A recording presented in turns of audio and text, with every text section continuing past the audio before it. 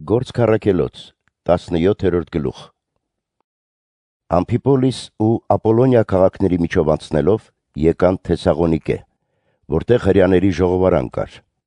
Ըստ իր սովորության Պողոսը մտավ նրանց մոտ ու 3 շաբաթ օրեր նրանց հետ խոսեց Սուրբ Գրքից։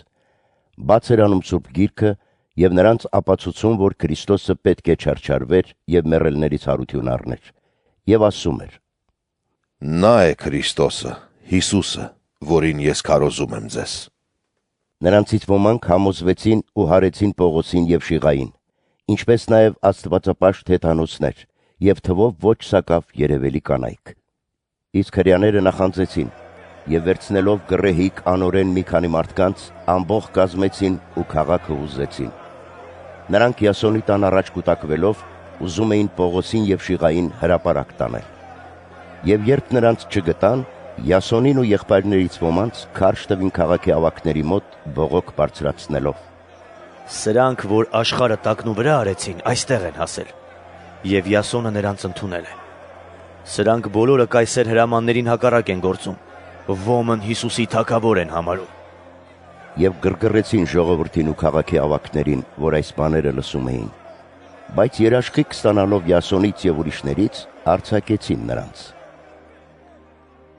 Սակայն եղբայրները գիշերով շտապ դեպի Բերիա ճանապարհ դրեցին Պողոսին եւ Շիղային,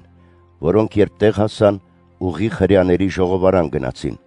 քանի որ սրանք ավելի ազնիվ մարդիկ էին, քան Թեսաղոնիկեում եղածները։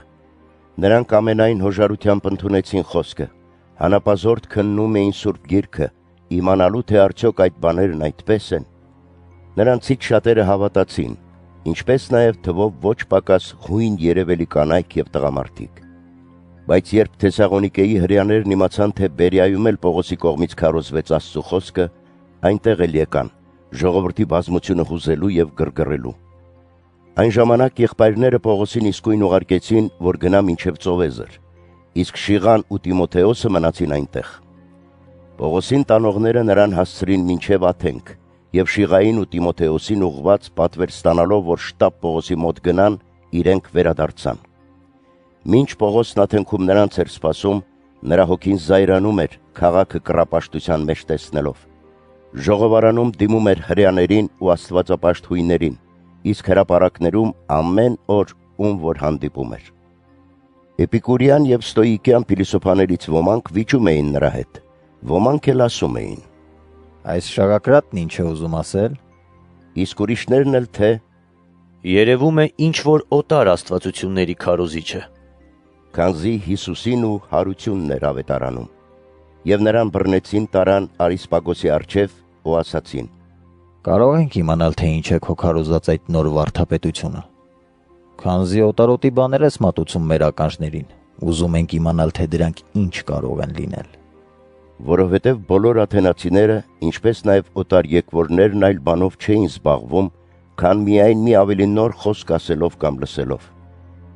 Պողոսը կանգնեց Արիսպագոսի մեջտեղում եւ ասաց. Աթենացիներ, տեսնում եմ, որ դուք ըստ ամենայնի պաշտամունքասեր եք, քանի որ շրջելով եւ տեսնելով ձեր պաշտածները, գտա նաեւ մի բագին, որի վրա գրված էր անծանոթ Աստծուն։ Հետևաբար, ում դուք առանց ճանաչելու եք պաշտում, ես նույնն եմ քարոզում ձեզ։ Աստված, որ ստեղծեց այս աշխարհը եւ դրա մեջ առկա ամեն բան,